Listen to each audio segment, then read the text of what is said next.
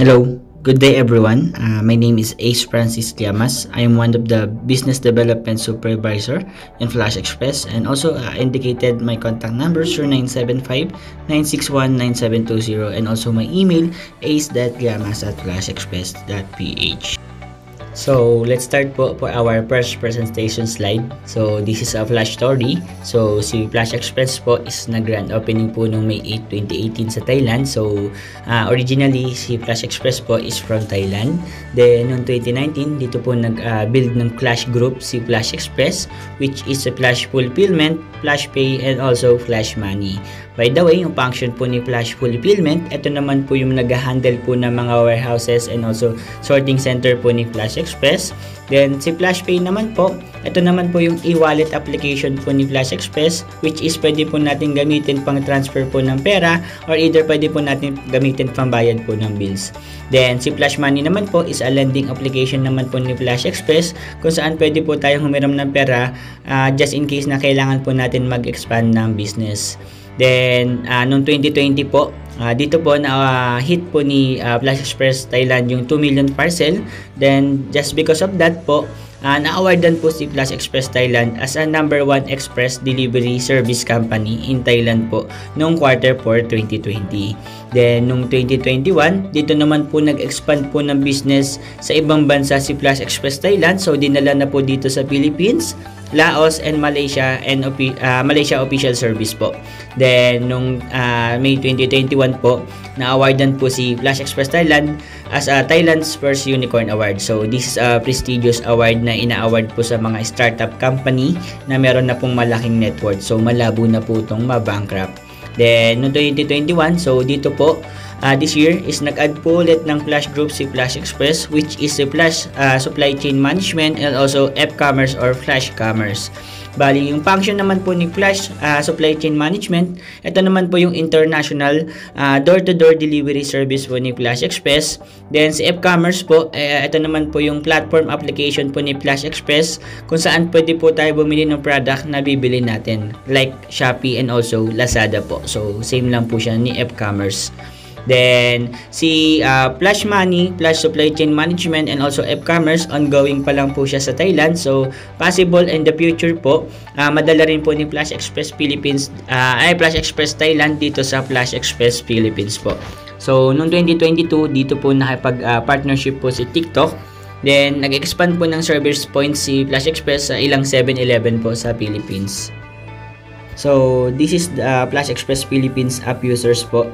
From iOS, total user or sa mga Apple user is 171,700, and then from the Google Play Store is 95,400 po. So this is updated as of August 2023. So possible po mas lumaki po yung volume na nag-download po ng Flash Express application po. So this is Flash Express Philippines employees naman po. So from total employees of 22,000, then from the riders, couriers, and also operations and warehouse po is 18,000. So this is updated as of January 2024 po. So kung mapapansin nyo, napakarami na pong employee ni Flash Express Philippines. So ganun na po kalaki si Flash Express dito sa Philippines po. Flash Express Philippines Distribution Centers. So ito po yung mga bilang ng warehouse po ni Flash Express. So from total hub nationwide, 26. Then from the total distribution center nationwide is 727. Then from the total pickup distribution center nationwide is 23. So this is updated as of January 2024 po. Flash Express Philippines Partners and Suppliers. So ito naman po yung mga partners and suppliers for the Flash Express. Nandito po si Globe Business, Cebuana Jewelry, Allbank, Lazada, Shopee, Edamama, Primer Group of Companies, TikTok Shop, Huawei, Union Bank, BDO, and also Palawan Pawn Shop or Palawan Express. Be our partner. We have 2 package to offer po. So first package po natin, yung package A na 7,999, and then second po yung package B natin na 17,999. So for the inclusion of ng materials, i-discuss ko po after the slides and also yung breakdowns po ng package. So, proceed po tayo sa right slide. Why Flash Home? So, bakit po ba natin pipiliin si Flash Home? Bali, si Flash Home po is a one-time payment business, no hidden charges, no annual fee, and also a lifetime business po. Then, makakakuha pa po tayo ng business support from our Flash Home head office. Then, from the unlimited training, so, meron tayong kinakandak na 2 types of method of training. First po yung online training, and then second po yung face-to-face training. For the online training po, meron po tayong every week scheduled po ng online training. And then for the face-to-face training, every Saturday po, meron tayong kinakandak na face-to-face training dito sa head office po ni Flash. So, if just in case na magte-training po kayo for face-to-face, kindly inform nyo lang po yung mga account handler nyo for our reservation po ng slot for training po. Then, also, we will tackle the different ways to earn, and also, we will tackle the competitive pricing po ni Flash Express compare po dun sa competitor natin, kung sino po mas mura yung shipping fee. And also, yung system po na gagamitin nyo is a user-friendly. Napakadali lang po gamitin. So, mag-encode lang po tayo dito ng details ng sender tsaka receiver, and also yung details po ng item na ipapadala po ng customer nyo. So, dito kay Flash Home, so wala po tayong binibigay na quota. Even isa lang po yung matanggap nyo today, it's okay lang po. As long as okay lang din po sa inyo. So, sa ibang franchise po ng mga courier services, so, meron po silang binibigay na quota na kailangan nyo pong ma-hit or kailangan nyo pong ma-receive yung volume of parcel na ibibigay nila. So, ito po yung inclusion po ng materials for package A na 7,999. So, meron tayong ma-receive dito na J-plug or yung standard tarpaulin, A3 poster po na marketing poster 6 pieces, and also uniforms po na polo shirt, isang piraso po, then 2 t-shirt. Then from the pouches, meron tayong ma-receive dito na 200 pieces na A3 sizes of pouches, and also A4 size of pouches po. So meron din siyang kasamang fragile sticker paper, yellow tape, and also tape cutter. So for the breakdown naman po ng package A, kung paano po naging 7,999 yung babayaran nila. So, yung 1,000 po doon is napunta po for registration fee. And then yung 4,999, so ito naman po yung cost po ng materials po na marireceive nila. Then yung security deposit po na 1,000, pwede nyo po ito makuha once po na nag-close kayo ng business or nagpa-terminate po kayo ng contract. So, sa load wallet po, meron na po tayong 1,000 pesos. So, upon opening of account nyo, meron na po kayong load balance na 1,000 pesos. So, ang purpose po ng load wallet system natin, so, every time po na meron kayong transaction, dito po magde-deduct ng commission po si company. So, dito po sa package A na 7,999, meron lang po tayong babayaran ditong service fee na 500 pesos per month. So, ito naman po yung package B na 17,999. So, from the materials po na marireceive nyo, meron kayong marireceive na thermal printer, thermal paper, J-plug or yung standard tarpaulin, A3 poster po na 6 pieces or yung marketing poster, and also uniforms po na isang polo shirt, 2 t-shirt, and pouches po na 100 pieces, fragile sticker po, and also yellow tape, tape cutter, and also electronic hook scale po. Then for the breakdown naman po kung paano po siya naging 17,999. So yung 1,000 po dun is napunta po for registration fee, same lang din sa package A. Then from the materials cost po na marireceive nyo is 9,999. Of course, since may nadagdag po ditong thermal printer and also thermal sticker and electronic hook scale po, kaya mas tumaas po yung materials cost na marireceive nyo sa package B po. Then yung security deposit dito, mapapansin nyo 6,000. So mas malaki po yung makukuha nyo once po na nag-close kayo ng business or nagpa-terminate po kayo ng contract once po na package B po yung inabi nila. So ang makukuha nyo po is yung 6,000 pesos na security deposit po. Then from the load wallet, same lang din po kay package A na 1,000 pesos po. Then kagandahan dito, wala na po tayong babayaran service fee or system rental fee per month. So mas advisable po or pang long term po talaga, which is yung package B po. So, this is the life of a parcel po, or kung tawagin po nila is yung first mile process po. So, this is the example po na magiging process po ng business nila as a drop-off point po ng Flash Home or Flash Express. So, example po kung meron po customer na gusto magpadala sa kanila. So, ang gagawin lang po ni customer is pupunta po dun sa location po ng branch nila. Then, magbibigay po ng details. si customer kung saan niya po ipapadala yung item. So yung details po ng sender like name, contact number, and also address. Same lang din po dun sa receiver. Ganon details din po yung kailangan, and also yung details po ng item na ipapadala nila. So once po na na-encode nyo na po yung details po ng transaction po ng sender, so i-complete nyo po yung transaction. So after po nan mapunta sa system nyo, so meron po kayong i-click doon sa system nyo na call the courier. So once po na na-click nyo po yung call the courier, mananotify po itong warehouse na naka-assign sa inyo na magpadala po ng courier para pick upin po yung parcel na na-receive nyo within the day po. So, meron po pupuntang courier, then after po pumunta ni courier sa location mo, ma'am sir, so i-scanin lang po ni courier po yung parcel na na-receive nyo. So, mapupunta po yung liability kay courier dun sa system. So, magkakaroon po ng movement sa system.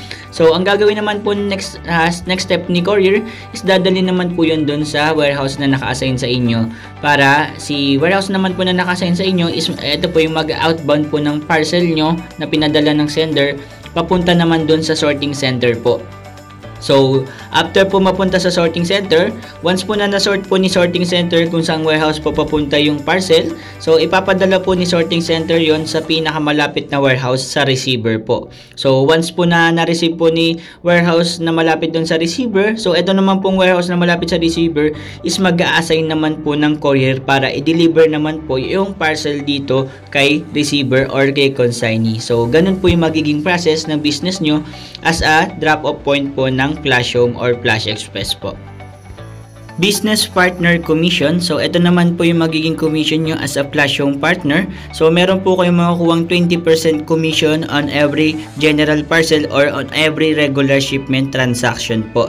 So, no waiting time since hindi na po natin kailangan mag-antay ng oras para makuha po nila yung commission nila since sa inyo po mismo magbabayad yung sender ng shipping fee po. So, pwede na po kagad natin kuhain yung commission nyo na 20% doon sa shipping fee niya.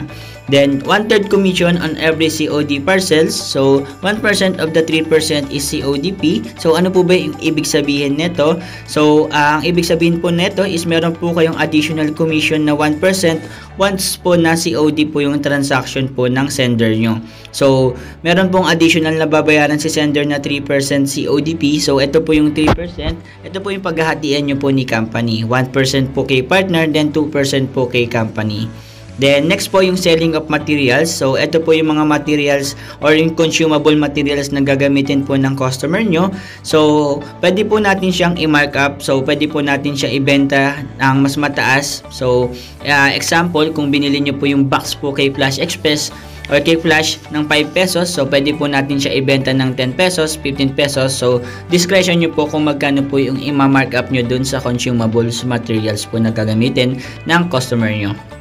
So, sa next po, 3% commission for Shopee and also TikTok parcels po na marireceive nila. So, dito meron po kayong 3 pesos commission for every Shopee and also TikTok parcels po na marireceive nyo. So, automatically, ang gagawin nyo po sa Shopee parcel and also TikTok parcel is scan na lang po ang gagawin nyo dito. So, automatically is nakabalot na po yun, and also meron na pong waybill sticker na pinirepair po ng seller. So, ang maximum po ito na pwede natin ma-receive na Shopee and also TikTok parcels, so meron po tayong 30 parcels per seller po per day. So, kung meron po kayo 5 seller, pwede po tayo mag-accept ng 30 parcels per seller po per day po. So, this is the example computation po once po na meron kayong transaction. So, example, kung yung shipping fee po ng customer nyo is 100 pesos. So, paghahatian po nyo to ni company. 80% po kay company which is 80 pesos. Then, 20% po kay partner since 20 pesos naman po. So, once po na COD transaction po yung ipapadala ni sender, so, meron po tayong additional commission. So, example po, yung COD amount po ni sender is 1,000 pesos po. Then, yung 3% po ng 1,000, so, ayun po yung magiging CODP or additional na babayaran po ng customer. So, ang CODP niya po is 30 pesos since ito po yung 3% po ng 1,000. So, sa 3% po na CODP na 30 pesos, paghahatian po natin to ni company. So, 2% po kay company which is 20 pesos.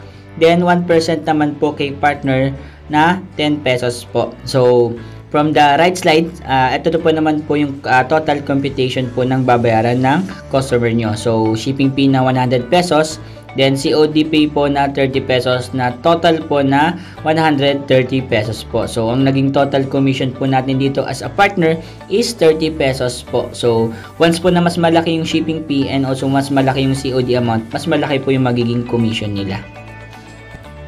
So ito naman po yung sample rates natin from NCR and also Luzon po. And also sa Mindanao rates and also island rates po. So magkakaroon tayo ng copy nito once po naging Flash Home partner po kayo. So this is the comparison rates po dun sa competitor natin na si GNT and also K Flash Express rates po. So compare po natin yung NCR rates po ni GNT K Flash Express na NCR rates is 89 pesos, then kay GNT na NCR rates is 85 pesos. So mas malaki po yung rates natin kay GNT kasi wala pa po dito yung discount na binibigay ni company na 30% discount. So kung 89 pesos po yung delivery fee or shipping fee, so magiging 62.30 pesos na lang po yung babayaran ng customer nyo.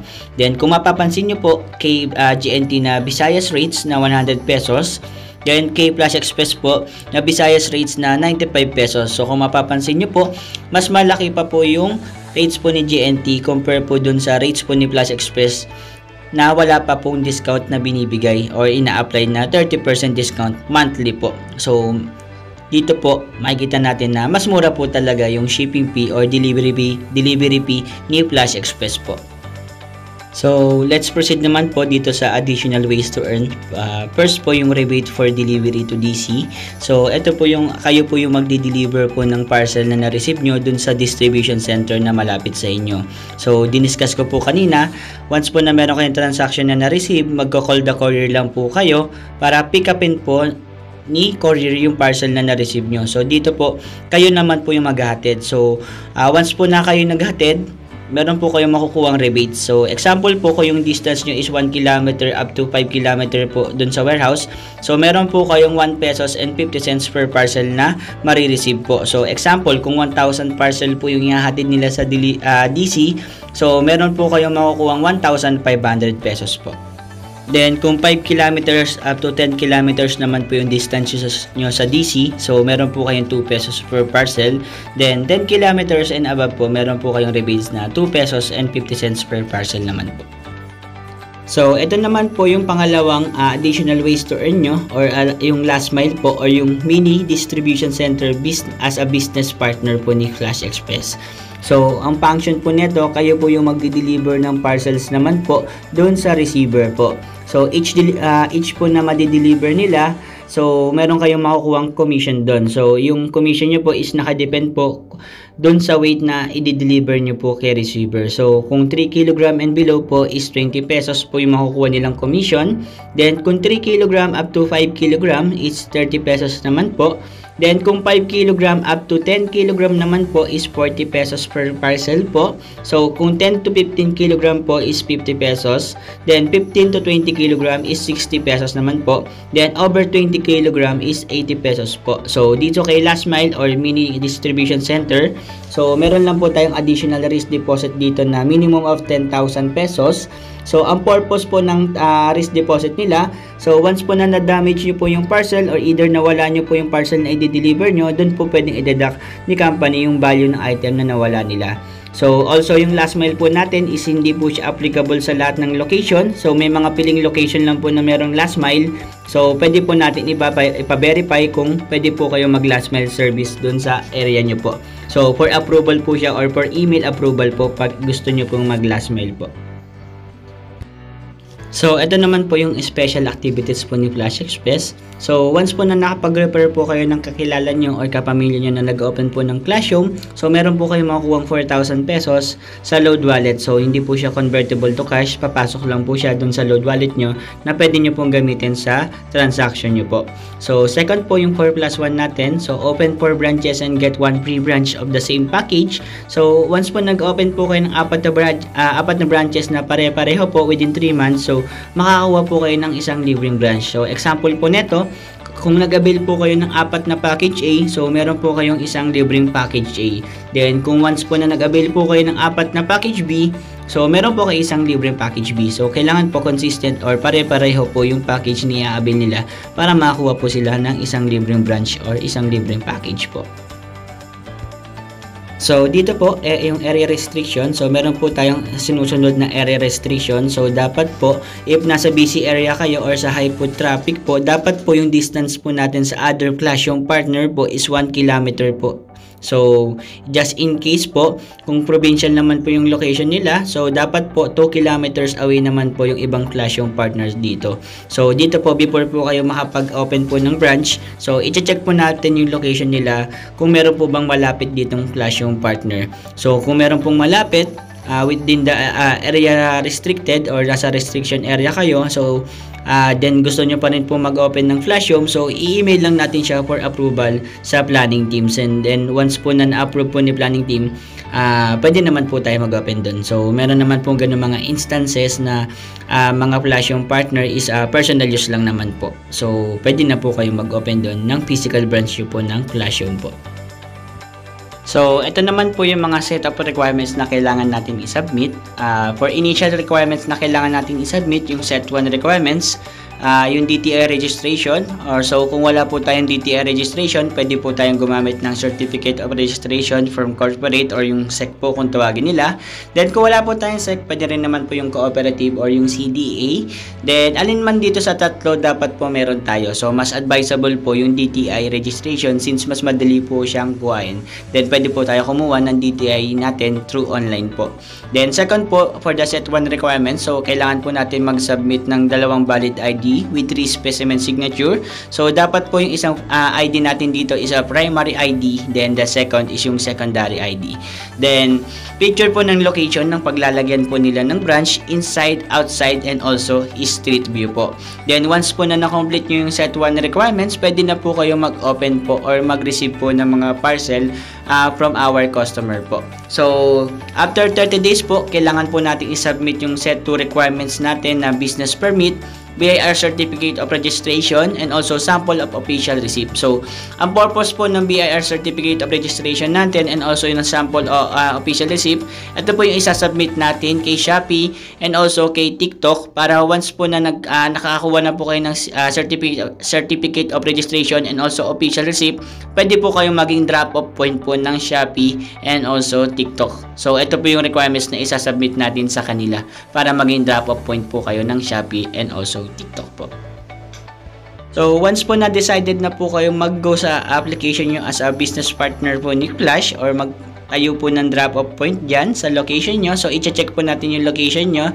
Then, once po na okay naman po yung location nila, kung pwede po kayo mag-open doon, so, pwede na po tayo mag-settle ng payment para ma-reserve na po yung location nila. Nasa inyo na po. So, once po na okay po yung location nila, pwede po kayong mag-open. Then, pwede na rin po kayo mag-settle po ng payment para po ma-secure na po yung location nyo. So, dito lang po tayo magta-transfer sa BDO bank account po ni Flash Express. So, nandun po yung bank account and also bank account name. So, meron naman po tayong 2 types of method ng payment. So, pwede po kayo mag-payment through online banking, pwede pong GCash, any bank account application po na pwede nyong gamitin. Then, pwede rin naman po tayo mag-over the counter po sa BDO. So, ipaprovide lang po natin yung bank account and also bank account name kung saan po natin transfer yung payment na para dun sa package na i-avail nyo po. So, dito na po natatapos yung presentation. So, just in case po na meron kayong question and clarification, so, pwede nyo po akong i-message.